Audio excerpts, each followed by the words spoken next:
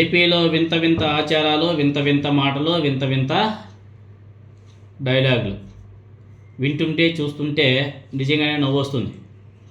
ఒకవైపు ఏమో అరెస్ట్ అంటారు, తీసుకెళ్ళి లాకప్లో డెత్ చేయిస్తారు.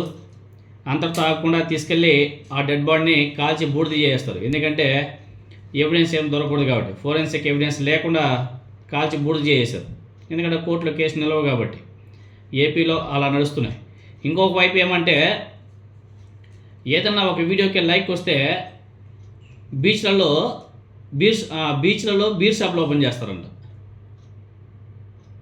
ఏకంగా తెలుగుదేశం పార్టీ ఎంపీగా చెప్పినటువంటి మాట, లైక్లు వచ్చాయి కాబట్టి మేము విశాఖపట్నం బీచ్లో బీర్ షాప్లు ఓపెన్ చేస్తామని చెప్పేసి మాట్లాడుతున్నాడు.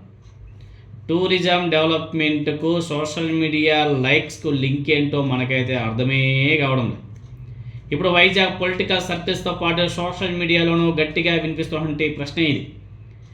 విశాఖపట్నం తెలుగుదేశం పార్టీ ఎంపీ, అదేవిధంగా మంత్రి నారా లోకేష్ గారి తోడల్లోడు భరత్ గారు బీచ్ సాక్స్ మద్యం విక్రయాల మీద చేసినటువంటి వ్యాఖ్యలు ఇప్పుడు తీవ్ర దుమారాన్ని కూడా దారితీస్తున్నాయి. దీని మీద పర్యావరణవేత్తలు, నెటిజన్లు సెటైర్ల వర్షం కురిపిస్తున్నారు. అదేవిధంగా జనసేన పార్టీ మాజీ నేత బొలిశెట్టి సత్యనారాయణ గారు కూడా కౌంటర్, మామూలుగా ఆయన కౌంటర్ అసలు ఇంకా సోషల్ మీడియాలో హాట్ టాపిక్గా మారిపోయింది. ఒక సంవత్సరం క్రితం ఒక బీచ్ ఫెస్టివల్లో సోషల్ మీడియా ఇన్ఫ్లుయెన్సర్స్ ముందు నేను మాట్లాడాను. మీరందరూ ఈ బీచ్ షాక్స్ను సపోర్ట్ చేస్తున్నారు అంటే ఈ వీడియోకు రెస్పాండ్ అవ్వండి, లైక్స్ చేయండి, కామెంట్ చేయండి అని అడిగాం. ఇన్ఫ్లుయెన్సర్లు ఎవరైతే ఉంటారో వాళ్ళ ఇన్స్టా పేజీల్లో వీడియో పెడితే దాదాపు 50 నుంచి 60 లక్షల మంది చూశారు. అందులో 5 నుంచి 10 లక్షల మంది లైక్స్ చేశారు. అంటే ప్రజలకు ఇది కావాలనే కదా అని చెప్పేసి భరత్ గారు వ్యాఖ్యానించడం జరిగింది. సో ఎంపీ భరత్ గారి వ్యాఖ్యల మీద నెటిజన్లు చాలామంది వినూత్నంగా స్పందిస్తున్నారు. సోషల్ మీడియాలో రీల్స్కు లైక్లు వస్తే చాలు, బీచ్లలో మద్యం షాపులకు, బార్లకు పర్మిషన్లు ఇచ్చేశారా సార్ అని చెప్పేసి బీభత్సంగా ప్రశ్నిస్తున్నారు. బహిరంగంగా ప్రజలు, పర్యావరణ ప్రేమికులు క్షేత్రస్థాయిలో అభిప్రాయాలు తెలుసుకోకుండా కేవలం డిజిటల్ యాక్షన్ ప్రామాణికంగా ఎలా తీసుకుంటారని చెప్పేసి కూడా నెటిజన్లు మండిపడుతున్నారు. లైక్స్ వచ్చాయని బీచ్లలో మందు అమ్ముతారా, ఏంటి సమాధానం సార్ అని చెప్పేసి చాలామంది అవాక్ అవుతున్నారు. తెలుగుదేశం పార్టీ ఎంపీ భరత్ గారి వ్యాఖ్యల మీద పర్యావరణవేత్త, జనసేన పార్టీ మాజీ నేత బొలిశెట్టి సత్యనారాయణ గారి తీవ్రస్థాయిలో ధ్వజమెత్తుతూ, బీచ్లో కంటే శ్రీ భరత్ గారికి చెందినటువంటి గీతం యూనివర్సిటీలోనే మద్యం షాపులు తెరవాలి అని చెప్పేసి ఆయన వ్యంగ్యాస్త్రాలు సంధించాడు. పర్యాటకం పేరుతో మద్యం షాపులతో విశాఖ బీచ్ పర్యావరణాన్ని ధ్వంసం చేస్తే ఊరుకునేది లేదు.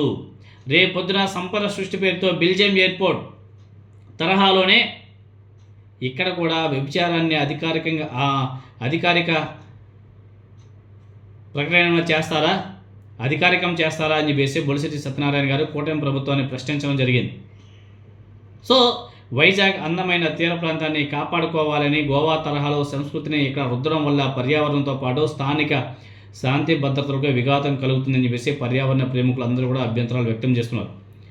మరి ఈ తెలుగుదేశం పార్టీ ఎంపీగా చెప్పినటువంటి లైక్స్ వచ్చాయని చెప్పేసి లిక్కర్ షాపులు తెరిచే కాన్సెప్ట్ మీద సెటైరికల్గా బీభత్సంగా సోషల్ మీడియాలో కామెంట్స్ మాత్రం భరత్ గారికి వాంపుడు మాత్రం గట్టిగా ఉంది. మరి దీని మీద ఎంపీ భరత్ గారు ఏ విధంగా వివరణ ఇచ్చుకుంటారో చూడాలి.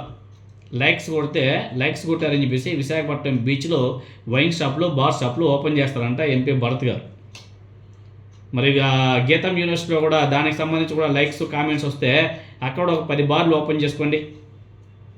ఏమయ్యా, సంపద సృష్టించాలే కానీ ప్రజలకు ఇబ్బంది కుడి చేయకూడదు. సంపద సృష్టి అంటే ఏంటి? ఇండస్ట్రీని పిలిపించుకోవాలా, ఇండస్ట్రియల్ డెవలప్మెంట్ చేయాలా, కార్డాలు గ్రోత్ చేయాలా, ఇలాంటివి చేసి ఎకానమీ జనరేట్ చేయాలి తప్ప వైన్ షాపుల వల్ల మద్యం అమ్మేసి దాని ద్వారా రాష్ట్రాన్ని నడిపించాలంటే, రాష్ట్ర ప్రభుత్వం నడవాలంటే ఎలా అయ్యా ఎంపీ భరత్ గారు? ఒకసారి ఆలోచన చేయండి. ఒకసారి ఆ కామెంట్స్ చూడండి. మీరు పెట్టినటువంటి వీడియోకి కామెంట్స్ కూడా చూడండి. లైక్స్ కాదు, కామెంట్స్ చూడండి. ఫస్ట్ ఎలా ఉన్నాయి పరిస్థితి, ఆ కామెంట్ చూసినా సరే రెస్పాండ్ అవ్వండి. మీరు ఏదైతే అనుకుంటున్నారో లైక్స్ రావడం వల్ల మేము బీచ్లో వైన్ షాపులు పెడతామని చెప్పేసి ఏదైతే అంటున్నారో వాటిని తగ్గించండి. ఆ బల్బు మాటలు వద్దు. కాబట్టి అటువంటి బీచ్లలో ఇలాంటి వ్యవహారాలు పెట్టకండి. గోవా సంస్కృతి వేరు, ఆంధ్రప్రదేశ్ సంస్కృతి వేరు. ఆ సంస్కృతిని ఇక్కడ తీసుకురావాలంటే ప్రజలు యాక్సెప్ట్ చేయరు. యాక్సెప్ట్ చేయాలంటే చాలా టైం పడుతుంది, ఇంకో జనరేషన్ పోవాలి. ఈ జనరేషన్ ఎవరు కూడా యాక్సెప్ట్ చేయరు. ఒకసారి ఆలోచన చేయండి ఎంపీ భరత్ గారు.